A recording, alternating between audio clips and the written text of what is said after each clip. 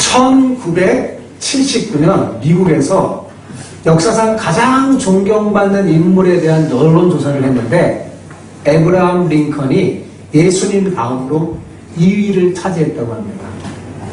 도대체 링컨이 어떤 사람이기에 여러분 예수님 다음 자리를 차지할 수 있었을까요? 그는 인기 배우도 아닌데 미국에서만 해도 그의 열렬한 팬이 200만을 헤아린다고 합니다. 그러니까 오늘날도 링컨의 팬클럽이 있는 거예요. 미국 초등학생의 최대의 꿈이요, 링컨 같은 인물이 되는 것이라고 합니다. 네, 우리나라 초등학생들 예전에 물어보면 다 세종대학 이렇게 했듯이 미국 사람들은 링컨 이렇게 딱 떠오르는 거예요. 정말 놀라울 따름이죠. 무슨 직업을 가지든지 그 인기가 20년 이상 지속되기가 굉장히 어려운데 링컨은 죽은 지가 155년이 넘었습니다. 그럼에도 불구하고 많은 사람의 존경과 인기를 한 번에 받고 있어요. 우리나라 사람도 알잖아요. 가난하게 태어나서요, 학교라고는 단지 9개월밖에 다니지 않은 그가 어떻게 이렇게 전 세계인들에게 죽어서도 영향을 끼치고 이렇게 존경을 받고 인기를 누리게 된 걸까요? 한 기자의 질문에 링컨은 이런 대답을 했어요. 네, 자신이 다른 사람보다 실패를 많이 경험했기 때문이라고 말했습니다. 자기가 이 자리에 선 것은 뭐예요? 다른 사람보다 실패를 많이 경험했다는 거예요. 그러면서 그는 실패할 때마다 하나님의 뜻을 배웠고 그것을 징검다리로 삼아 활용했다고 합니다. 사실 링컨의 세계를 보면요, 참 실패와 불안이라는 글자가 항상 따라다니는 것 같아요. 그러나 그는 그 실패에도 불구하고 절대로 포기하지 않고 실패는 그냥 실패로 받아들이질 않았어요. 그는 9살 때 어머니를 여의었습니다. 그리고 2번이나 사업에 실패했고 그 사업 실패하면 어떻게 돼요? 빚을 지잖아요. 그 빚을 갚기 위해서 17년 동안이나 빚 갚는 일을 했어요.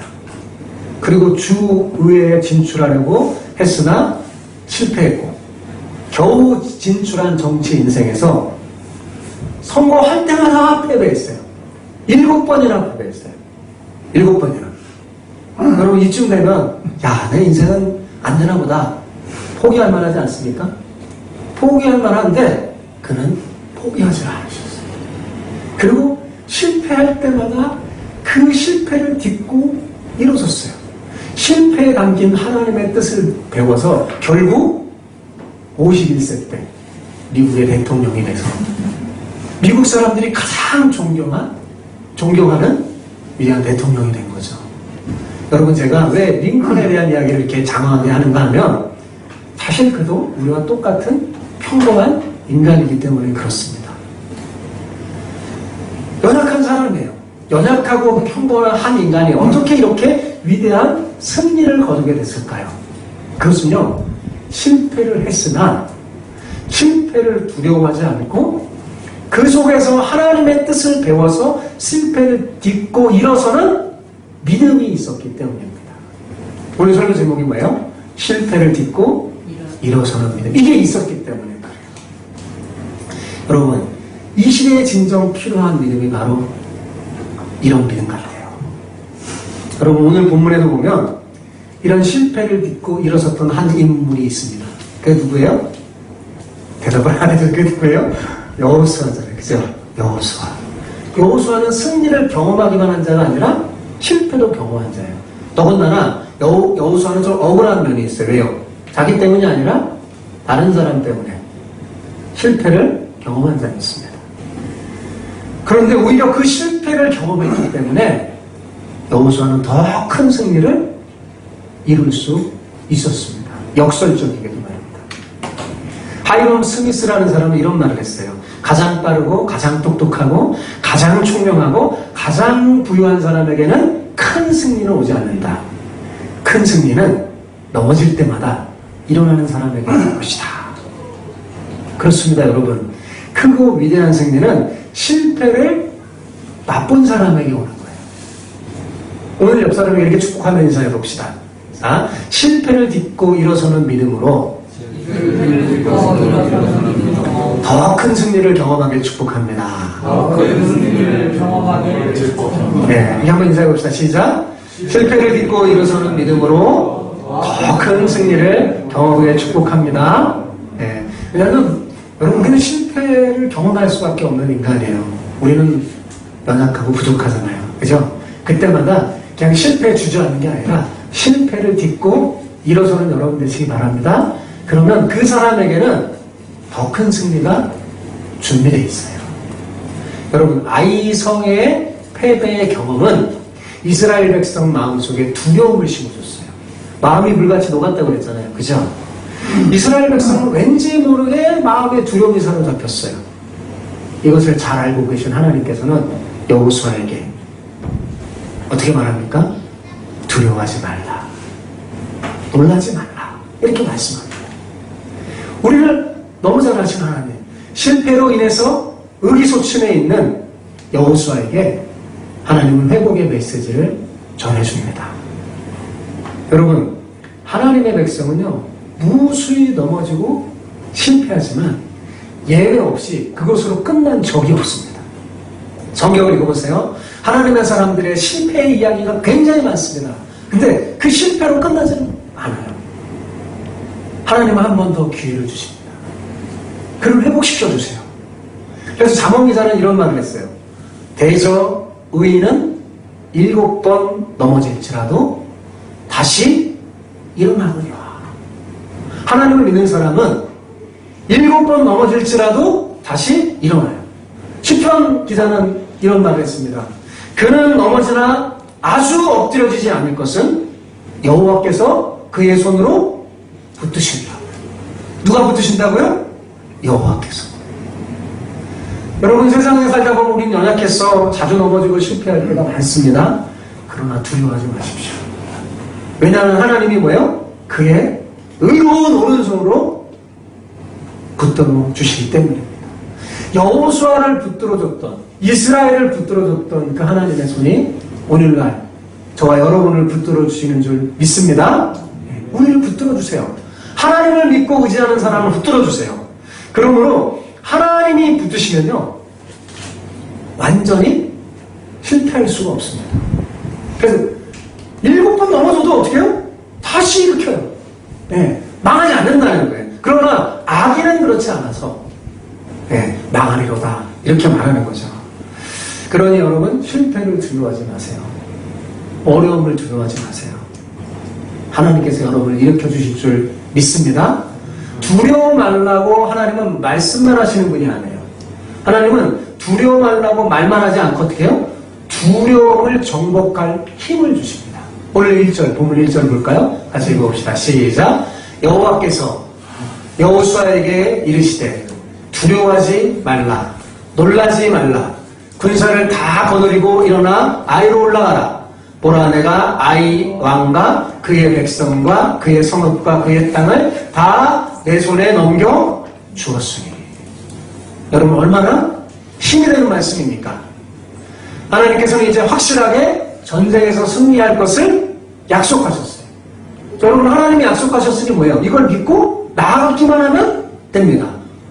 그런데 여러분, 이 약속을 가만히 보면 하나님께서 전에 이스라엘 백성에게 주신 언약의 말씀이라는 사실을 알 수 있어요. 땅을 넘겨준다. 내가 너의 손에 붙여주신다. 이 말은 신명기에 무수히 말씀하셨던 언약입니다. 아니, 아브라함 때부터 하신 언약이었어요. 그러니까 하나님의 회복 프로그램의 첫 단추는 뭐냐? 언약을 기억하기 위해서 하나님과의 첫사랑을 회복시키는 것에 있었어요. 자, 이스라엘 백성들은요, 순간순간 기억상실이 걸린 사람처럼 자꾸만 언약을 잊어버려요. 그러니까 어떻게 될까요? 언약을 잊어버려서 실패합니다. 그런데 하나님은 그 실패할 때마다 이스라엘 백성들의 언약을 깨우쳐주세요. 그 의식을 깨워서 언약을 상기시켜서 다시 기회를 주시고 회복시키십니다. 오늘 본문도 마찬가지예요. 아이성의 실패와 처참한 무너짐 속에서도 언약을 상기시킨 거예요. 그리고 어떻게 해요? 다시 회복 프로그램을 돌리세요. 회복시켜 주십니다. 그런데 대충 회복시키는 게 아니라 실패를 딛고 일어설 수 있도록 온전히 회복시켜 주시는 거예요. 하나님의 회복 프로그램은요, 여러분, 더 큰 승리를 주시는 거예요. 어떤 승리를 주는 거라고요? 더 큰 승리를 주시는 거예요. 더 잘 되게 하시는 거죠. 여러분, 요셉을 보세요. 형제에게 미움당하고 노예로 팔려가고 모함받아서 감옥에 들어가고 고난의 연속이잖아요. 그죠? 실패의 연속이에요. 그런데 후에 그가 그 실패를 잊고 일어서는 믿음을 가지자 하나님은 어떻게 했어요? 그를 애굽의 총리가 되기 위해서 과거의 고난을 완벽하게 극복하게 하신 거죠. 자, 이제 하나님의 회복 프로그램을 보십시오. 하나님은 여리고 성 때와는 다르게 인도했어요. 자, 여러분, 본문 2절. 2절을 보여주세요. 본문 2절. 잘 보면서, 아이성 때와 뭐가 다른가? 한번 생각하면서 읽어봅시다. 시작. 너는 여리고와 그 왕에게 행한 것 같이 아이와 그 왕에게 행하되, 오직 거기서 탈취한 물건과 가축은 스스로 가져라. 너는 아이성 뒤에 복병을 둘지니라 하시니. 자, 여리고 성 때와 다른 두 가지가 있죠. 두 가지가 뭡니까? 첫 번째는 전리품을 가지라고 했어요. 그죠? 여리고 성 때는 어때요? 가져서 사고가 났는데. 아니, 이번 전쟁에는 가지라고 합니다. 왜 그러시는 걸까요? 변덕장애도 아니시고, 왜 그러시는 걸까? 하나님께서. 예? 가나안 정복 전쟁은 가나안을 심판하시고, 그리고 하나님의 나라를 세우려는 영적 전쟁이에요. 그래서 가나안에 속한 모든 것은 심판의 대상이기 때문에 전리품을 손대지 못하게 한 거예요. 다 멸해야 되는 거예요. 그런데 아간이 뭐예요? 이걸 어겨서 패하게 된 거죠.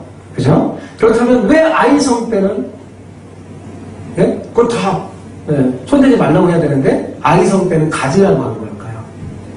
여러분, 그것은 왜 그러냐면 멸하기로 여겨서 바쳐진 여리고성의 그 전리품을 하나님은 가나안 전체의 해nem으로 여기셨다는 거예요. 여러분, 하나님 여리고성 전쟁이 어떤 거예요? 가나안 땅의 첫 번째 전쟁이죠.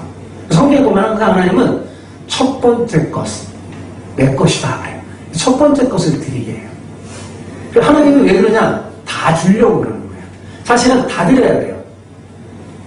다 드려야 마땅한 건데 다 하나님의 거예요. 근데 하나님께서는 첫 번째 것 드리면 나머지 거는 그 첫 번째 것으로 왜요? 다 받은 것으로 생각하셔서 나머지 것을 그 다음에 이스라엘 백성들에게 누리도록 하는 거예요. 구약에 보면 하나님은 꼭 그러세요. 여러분, 이것을 알고 가장 안타까웠던 사람이 누굴까요? 아간이겠죠. 땅을 치고 해야겠죠. 아간일 겁니다. 조금 기다렸다면 얼마나 좋았을까요? 여러분, 그죠? 사실 하나님께서는 주시려고 했거든요. 그리고 아간이 훔친 것보다 더 많이 주시려고 했어요. 그리고 사실 그것은요, 이미 약속했다는 거예요. 신명기에 모세를 통해서. 거기 가면, 여러분, 자, 지금 보여요. 이스라엘 백성들이 정복해야 할 성읍이 한두 개예요? 아니죠. 엄청나게 많아요. 한두 개가 아니에요. 앞으로 많아요. 그렇다면 거기에서 얻을 전리품들은 얼마나 풍성할까요? 그리고 하나님께서요, 너희가 가나안 땅에 가면 너희가 짓지 않은 집도 주시고, 너희가 세우지 않은 포도원도 주시고, 우물도 주시고, 하나님 주신다고 했어요. 풍성하게 하나님께서 주신다고. 그런데 아간은 이걸 잊어버렸어요. 이걸 알지 못하고 탐심으로 인해 모든 것을 잃어버리고 망해버린 비극의 사람이 된 거죠. 비극의 사람이 된 거예요. 그런데 오늘 본문에 보면 복병매복이라는 단어가 8장 전체에서 무려 11번이나 등장합니다. 오늘 이거 보면 그게 자꾸 등장해요. 왜 이렇게 복병매복이라는 단어가 반복해서 등장하는 걸까요? 거기에 중요한 이유가 있습니다. 제가 늘 말했지만 그 성경에 반복되는 단어들은 그 강조용법, 히브리인들의 강조용법인데 그 메시지의 키를 항상 제공합니다. 여러분, 여호수아 7장에 보면 처절한 실패를 겪은 여호수아가요, 하나님의 궤 앞에서 엎드려서, 땅에 엎드려서 머리에 티끌을 뒤집어 쓰고 하루 종일 저물도록 있습니다. 뭐 했겠어요? 그리고 통곡하며 기도했겠죠? 그죠? 그런데 여기서 가만히 보면 땅에 엎드려서 머리에 티끌 쓰고 뒤집어 쓴 그 모습이 뭐예요? 복병의 모습이고 매복입니다. 군대 간 사람들은 알아요. 매복이 뭔지. 네, 그 모습이, 꼭 그 모습이 매복, 복병의 모습이에요. 조그만 아이성을 공격하기 위해서는 하나님께서는요, 이스라엘 백성들에게 땅에 그냥 바짝 엎드려 티끌을 무릅쓰고 매복하게 했어요.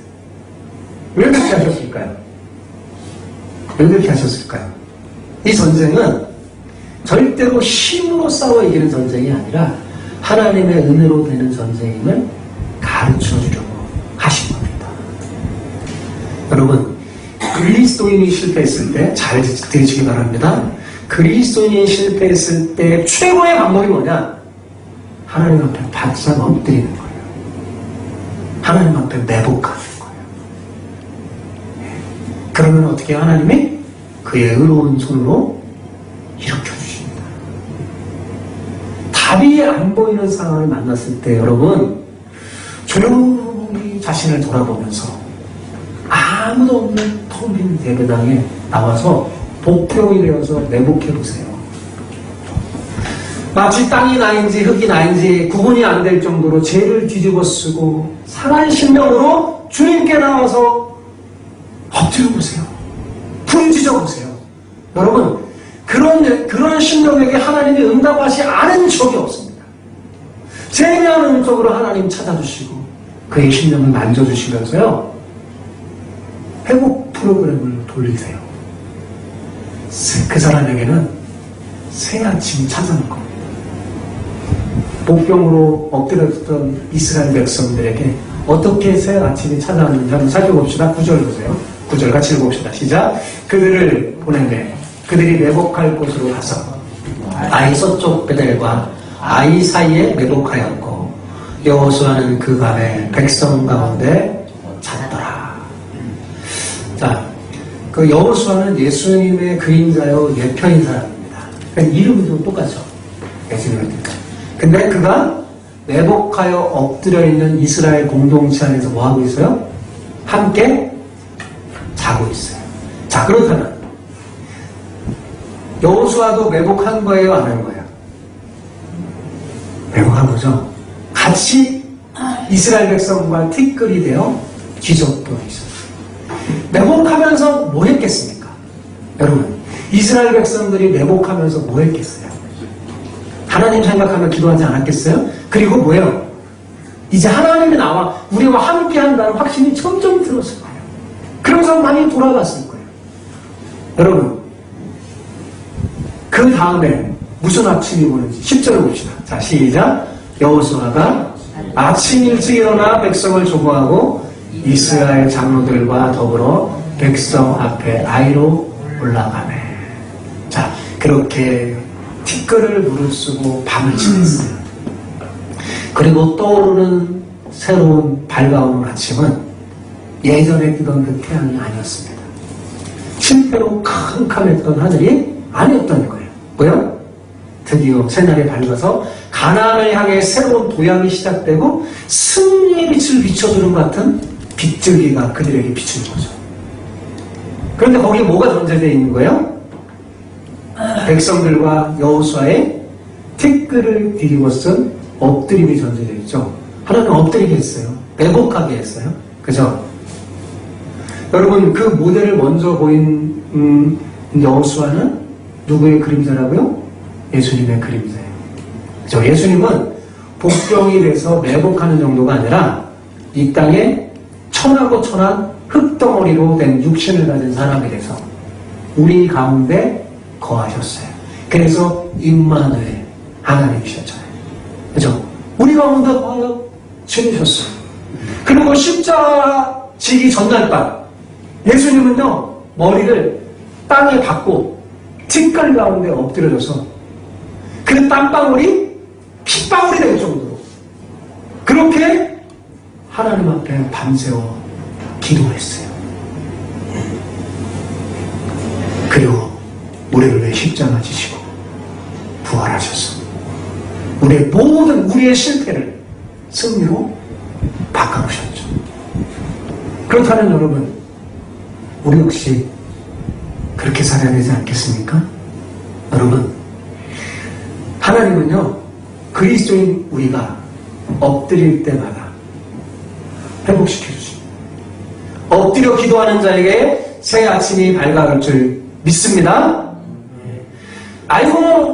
아이성 전쟁은 여리고성 전쟁과 방법이 달라졌어요. 두 번째로. 그죠? 방법이 달라졌어요. 왜 달라졌을까요? 근데 여러분, 왜 방법이 달라졌을까요? 아이성 전쟁할 때도 똑같이 저 아이성 돌아다니면서 막 침묵하고 들어든 다음에 막 소리치면 무너지면 되잖아요. 계속 그렇게 하면 얼마나 좋겠어요. 그죠? 근데 달라졌어요. 왜 아이성은 여리고성처럼 쉽게 얻지 않게 됐을까요? 여러분 생각해 보셨어요? 그래요. 죄 때문입니다. 죄는 하나님의 계획을 변경시켜요. 여러분, 광야에서 출애굽 1세대가 왜 죽었습니까? 죄 때문에 죽었어요. 그죠? 아간의 죄로 인해서 이제 여리고성의 그 신나는 전쟁, 피 한 방울 묻히지 않는 전쟁, 하나님이 하시는 일을 그저 바라보는 그 전쟁은 더 이상 없습니다. 더 이상 없게 된 거예요. 이제는 이전보다 더 위험한 방법으로 싸워야 했던 겁니다. 물론 하나님께서요, 함께 하세요. 그래서 전략도 다 주십니다. 그런데 이전보다 훨씬 더 어려운 방법으로 싸워야 합니다. 이기기는 하는데 땀이 나요. 힘이 듭니다. 이 전쟁 중에 이스라엘 백성도 피를 흘려야 했어요. 마치 여러분, 죄를 짓지 않던 아담 하와가 땀 흘리지 않아도 막 에덴 동산의 모든 것을 다 취하고 누렸잖아요. 그런데 어떻게 됐어요? 마음껏 자유롭게 다 누렸잖아요. 그죠? 그런데 죄를 지은 후에는 그곳에서 떠나서 이마에 땀이 흘려야 하지만 먹고 살게 될 뿐과 마찬가지. 그래서 우리가 꼭 기억해야 할 게 뭐냐면 우리가 죄를 지어지면 더 어려워진다는 것입니다. 죄를 지으면 반드시 그것에 대한 대가가 있어요. 그냥 다 사라지는 게 아니에요. 여러분, 우리도 아이가 잘못하면 여러분 조금 어렵게 하지 않나요? 우리도 그러잖아요. 그죠? 예를 들어 엄마 말을 안 듣고 게임을 더 약속했는데 더 오래 했다면 어떻게 해요? 컴퓨터가 이제 안방으로 들어가 버리는 거죠. 전에는 그래도 자유롭게 막 했는데 안방에서 엄마 눈치 보면서 해야 되는 상황이죠. 어려워져요. 약속을 잘 지켰던 옛날에는 자유롭게 썼는데 안 지키면 어떻게 해요? 안방에 와서 엄마가 보는 앞에서 눈치 보면서 해야 되는 거죠. 더 어려워지는 겁니다. 여러분, 사랑하는 성도 여러분, 그냥 되지 뭐 하면서 우리는 죄를 너무나 가볍게 여기는 경향이 있습니다. 그럼 절대로 그래서는 안 돼요.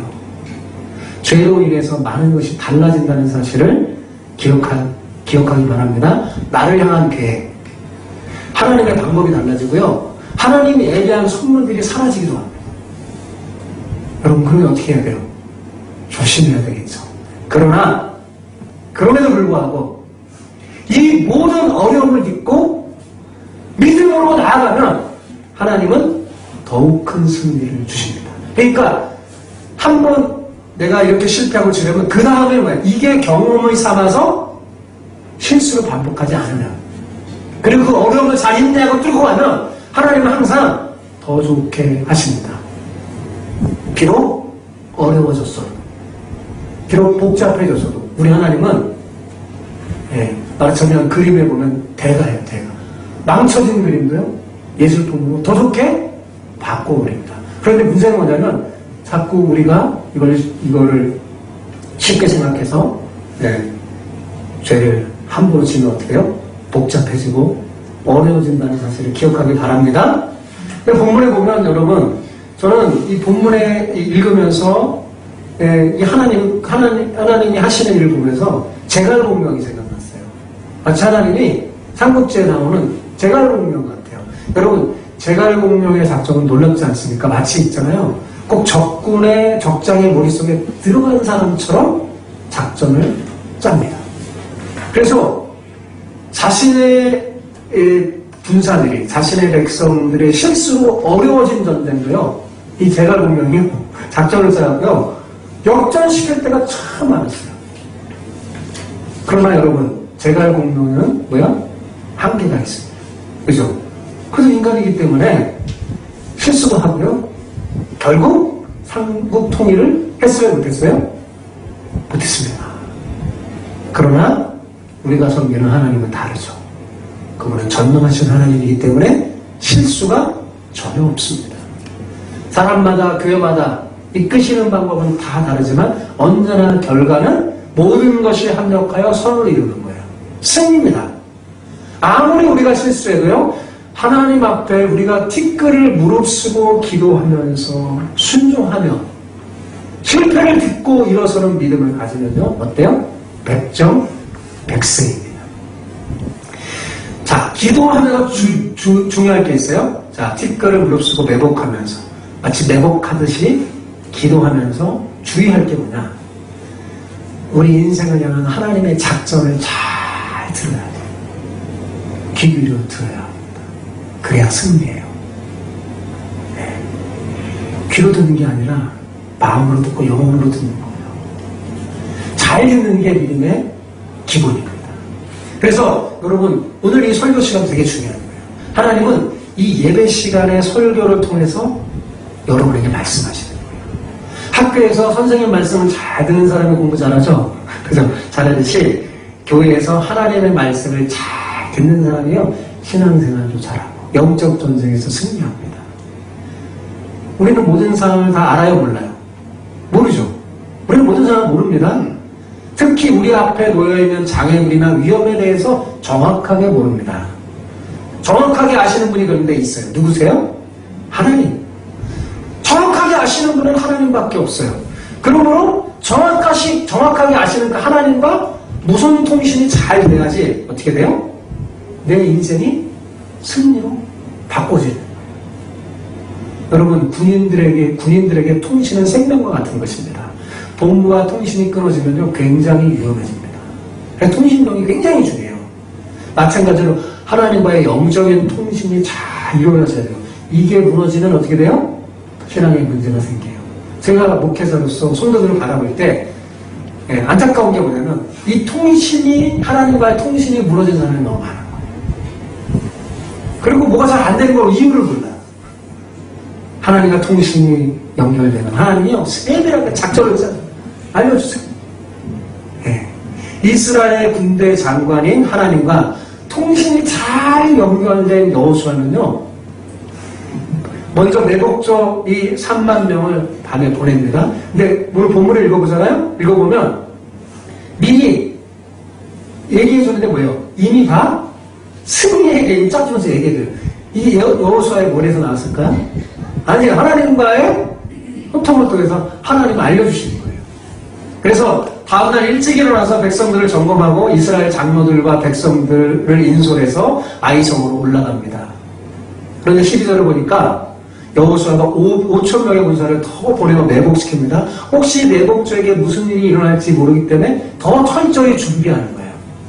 그리고 여호수아는 하나님의 작전 지시대로 진행하면서 언제나 하나님과 통신을 귀 기울이고 있는 모습을 본문을 통해서 우리는 알 수 있어요. 그래서 기다리다가 하나님께서 단창을 가르쳐라 딱 가르치죠. 딱 귀를 기울이고 있습니다. 그 자세가 딱 돼 있어요. 본문에 보면 여호수아의 모습을 보면 영국 청교도 혁명을 이끈 지도자 크롬웰은 부하들에게 이렇게 말했다고 합니다. 철저히 준비하십시오. 그러나 기도하십시오. 철저히 준비하고 기도하는 사람은 이길 사람이 없습니다. 사탄이 어떻게 할 수 없어요. 사탄이 제일 두려워하는 것 중에 하나가 우리가 무릎 꿇는 겁니다. 우리가 하나님 앞에 매복하는 거예요. 기도를 두려워해요. 우리의 기도를 두려워해요. 왜요? 하나님이 이러시니까요. 최선을 다하여 준비하고 그리고 또 기도로 준비하는 자는 반드시 이기게 되어 있습니다. 그런 승리를 거두는 여러분 되시기 바랍니다. 네. 그래서 하나님의 작전대로 막 철저히 준비하면서 온통 여호수아는 신경이 어디에 쓰였을까요? 하나님. 네. 우리 군대 장관 하나님에게 탁 집중되어 있어요. 그래서 하나님과 잘 이 교통을 열어둔 여호수아는 드디어 하나님의 사인을 받습니다. 자, 18절 같이 읽어볼까요? 시작. 여호와께서 여호수아에게 이르시되 내 손에 잡은 단창을 들어 아이를 가리키라. 내가 이 성읍을 내 손에 넘겨주리라. 여호수아가 그의 손에 잡은 단창을 들어 그 성읍을 가리키니. 하나님 앞에 탁 집중되어 있으니까 하나님 명령하는 게 탁 짜임 떨어지자. 어떻게 돼요? 하나님 지시가 떨어지자마자 여호수아는 그 잡은 손에 단창을 가리고 아이성을 가리켰죠. 자, 그러니까 이미 하나님이 하나님과 소통에 대해서 단창을 딱 쥐고 있었던 거예요. 그리고 왜곡하는 건 뭐예요? 하나님의 쌀이 떨어질 때까지 움직이지 않는 거예요. 네, 움직이지 않는 거예요. 기다리는 거예요. 기도하면서. 내 힘으로 되는 게 아니라는 거 이미 알고 있잖아요. 네, 그 순간 하나님의 쌀이 떨어져서 탁 단창을 내자 그 순간 어떻게 해요? 복병이 소속에서 일어나서 성읍에 들어가 점령하고 성읍에 불을 놓았습니다. 이 본문을 읽어보면 미리 이스라엘 백성들에게 말해줘요. 우리가 이렇게 매복하는데 그러면 이들이 이렇게 따라오고 이렇게 해서 이렇게 될 거다. 이미 알고 있어요. 그죠? 마치 그냥 프로그램 다 한 것처럼 그런 일이 여호수아가 말했는데 이스라엘 백성들 보니까 막 이렇게 돼가고 있어요. 얼마나 놀랍겠습니까? 신기한 일이죠. 그제서 아이성 사람들은 자기들이 함정에 빠졌다는 걸 압니다. 때는 늦어서 이 일로도 저 일로도 도망가지 못했어요. 한 사람도 빠지지 않고 도망가지 못하여 전멸을 합니다. 그죠? 아이성 전투 장면의 하이라이트는 바로 여기에요. 여호수아가 단창을 드는 장면. 그런데 성경을 읽어보면요. 전투가 끝날 때까지 단창을 든 손을 내리지 않았어요. 26절에 보면. 네, 단창을 내리지 않습니다. 자, 이거 뭐 생각이 납니까? 마치 아말렉과 싸웠던 그 전쟁 때 모세가 어떻게 해요? 손을 내리지 않은 것처럼. 그게 생각이 나요. 그죠? 여호수아는 그때를 기다리고 아무리 팔이 아파도 이렇게 단창을 들고 아이성을 가르친다는 거예요. 전쟁이 끝날 때까지 안 내리는 거예요. 손을. 안 내리는 거예요. 네. 이것은 하나님, 여호와 하나님께서 우리와 함께 하신다는 사인과도 같은 거였어요. 이 사인을 본 이스라엘 백성들은 사기가 올라와서 들어가서 밖에 전쟁에 승리하며 여호수아가 지시한 대로 행하죠. 그래서 전쟁에 완전히 승리합니다. 여러분, 인생의 진정한 승자는요, 실패를 경험하지 않는 게 아니라 실패를 경험해도 다시 일어나는 것임을 잊지 마시기 바랍니다. 잠언 24장 16절에 보면 믿음의 사람들의 특징을 이렇게 표현했어요. 읽어봅시다. 시작. 대저 의인은 7번 넘어질지라도 다시 일어나는가. 악인은 재앙으로 인하여 엎드려지느니라. 그렇습니다. 실패를 경험하지 않는 자가 진정한 승자가 아니에요. 그런 사람은 세상에 없습니다. 승자도 실패를 경험합니다. 다만 실패를 대하는 방법이 패자가 다를 뿐이에요. 승자는 실패를 성공으로 만들 줄 아는 사람입니다. 오늘 본문은요, 실패를 믿고 일어서서 믿음으로 그 실패를 성공으로 만들었던 이스라엘을 보여줬어요. 자, 그 승리의 비결이 뭐라고요? 실패를 딛고 일어서는 믿음이 있었기 때문이에요. 링컨은 실패를 경험할 때마다 하나님의 음성을 들었다고 했습니다. 왜요? 그는 믿음의 사람이거든요. 기도의 사람이에요. 그의 백악관실에는 기도의 장소가 있었습니다. 그가 좋아하는 성경 말씀이 있었는데 로마서 8장 28절 말씀이에요. 이 말씀은 저도 역시 좋아하고 제 인생의 말씀이기도 합니다. 같이 읽어볼까요? 우리가 알거니와 하나님을 사랑하는 자, 곧 그 뜻대로 부르심을 입은 자들에게는 모든 것이 합력하여 선을 이룹니다. 그는 이 말씀을 묵상하면서 힘을 얻었다고 합니다. 저 역시 마찬가지. 그러면서 그는 사람들에게 이렇게 말했어요. 자기가 실패할 때마다 자기 내면의 악마가 이렇게 말한대. 너 끝장난다. 너는 이제 안 돼. 바로 해도 되나? 그러나 그 실패할 때마다 또 달리 자기 마음속에 들려오는 하나님의 음성이 있었다는 거예요. 하나님은 실패할 때마다 이 실패의 경험을 가지고 더 커다란 일에 도전하려고 말했대요. 그래서 자기는 자기 안에 악마의 음성보다 하나님의 말씀에 더 기울였대요. 7번 떨어졌는데 더 큰 일에 도전하라고 해서 자꾸 더 위에 대통령 도전해갖고 여러분 당선됐잖아요. 하나님의 말씀에 기울이에요. 그러니까 통신이 잘 된 사람이 안 된 사람이에요. 하나님과 통신이 잘 된 사람이에요. 사랑하는 성도 여러분, 예기치 못한 실패로 인해서 여러분 마음이 상해 있습니까? 두려워는 악당하지 마세요. 이때야말로 믿음이 필요하고 기도할 힘조차 없다고 그러면 그냥 엎드려주세요. 땅에. 예? 비록 내 죄와 내 선택으로 상황이 어려웠을지라도 내가 뒷걸음에 무릎쓰고 엎드려져 있으면요 하나님의 음성을 들을 수 있어요. 그 하나님의 음성을 듣고 일어서길 바랍니다. 뒷걸을 무릅쓰고 믿음으로 나아가면서 기도하면서 나아간다면 하나님께서 반드시 더 큰 승리를 여러분에게 주실 거예요. 이러한 복이 여러분 모두에게 있기를 축복합니다.